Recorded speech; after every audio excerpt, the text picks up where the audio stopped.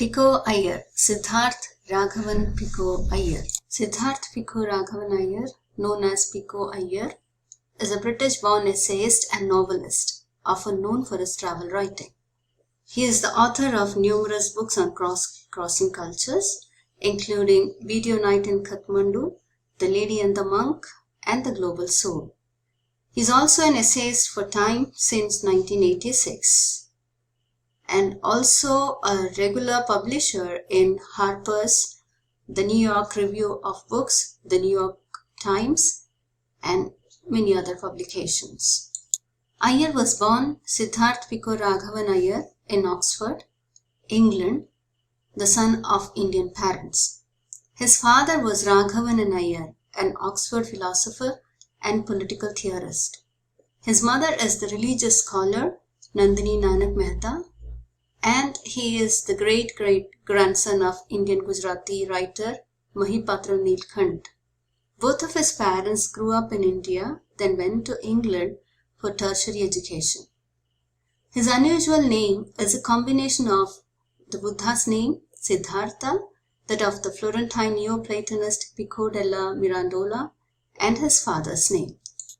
When Iyer was 7 in 1964, his father started working with Center for the Study of Democratic Institutions, a California-based think tank, so the family also moved to California as his father started teaching at University of California, Santa Barbara.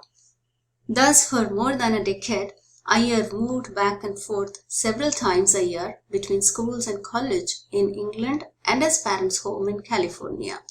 He was a King's Scholar at Eton College, was awarded a congratulatory double first in English literature at Magdalen College at Oxford University, and then received his second master's in literature at Harvard.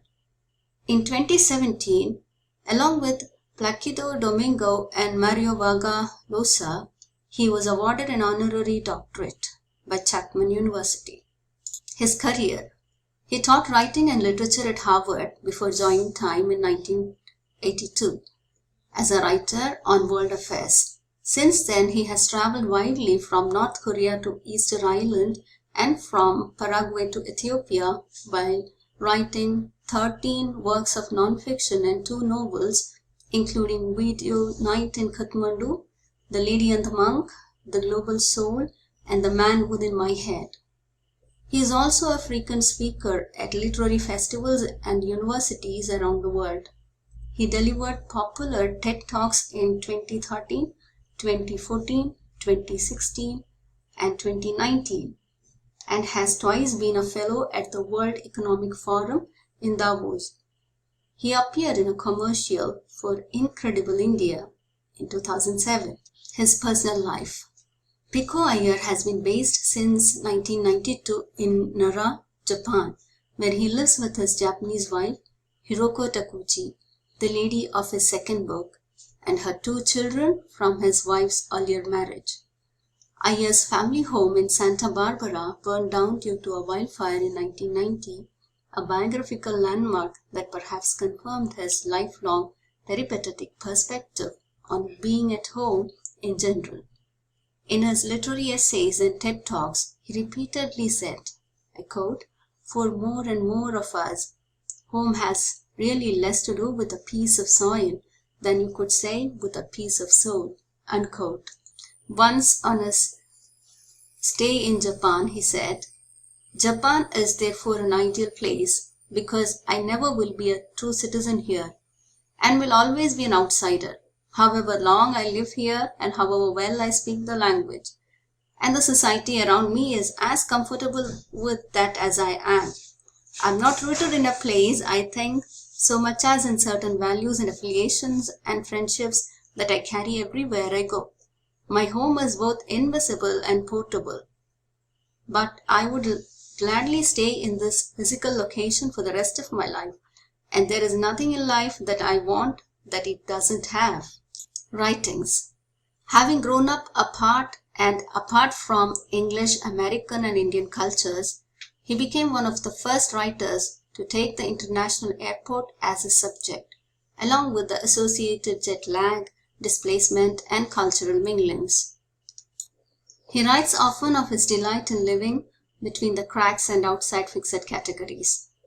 Most of his books have been about trying to see from within some society or way of life, like revolutionary Cuba, Sufism, Buddhist Kyoto, even global disorientation. But from the larger perspective an outsider can sometimes bring, I quote him, "I'm simply a fairly typical product of a movable sensibility." He said this in his Harper's article, which came out in the year 1993. Further, he says, living and working in a world that is itself increasingly small and increasingly mongrel. I'm a multinational soul on a multinational globe on which more and more countries are as polyglot and restless as airports. Taking planes seems as natural to me as picking up the phone or going to school. I fold up myself and carry it around as if it were an overnight bag. The traveling was so simple for him. Crossing borders was quite an easy task for him. Iyer has written numerous pieces on world affairs for Time, including 10 cover stories and the Woman of the Year story on Corazon Aquino, Philippine politician president, in 1986. He has written on literature for the New York Review of Books, on globalism for Harper's, on travel for the Financial Times, and on many other themes for the New York Times, National Geographic, the Times Literary Supplement, contributing up to 100 articles a year to various publications. His books have appeared in 23 languages so far, including Turkish, Russian, and Indonesian, and he has written introductions to more than 70 books, including works by authors like Somerset Maugham, Graham Greene, and others. He also writes regularly on sport, film, and religion, and especially on the places where mysticism and globalism converge. He has appeared 7 times in the annual Best Spiritual Writing Anthology and 3 times in the annual Best American Travel Writing Anthology, and has served as guest editor for both. He has also appeared in the Best American Essays Anthology.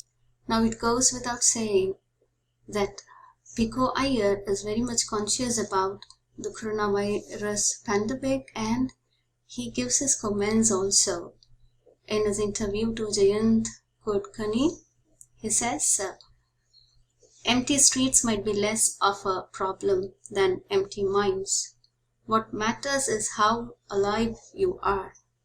He says, this moment moves us to think about life and death. And a bit on his essay, In Praise of the Humble Comma. In his essay, The Praise of the Humble Comma, Pico Iyer says that punctuations are of great importance and that it's not always remembered. His focus on punctuation brought out the idea of that the small decisions are just as important as the big ones, because the small decisions are what give structure to life. Thus, humble comma is of greater importance in life. Pause, think, and go. So, let us study the essay in the coming class. With this, we end our class today. Thank you.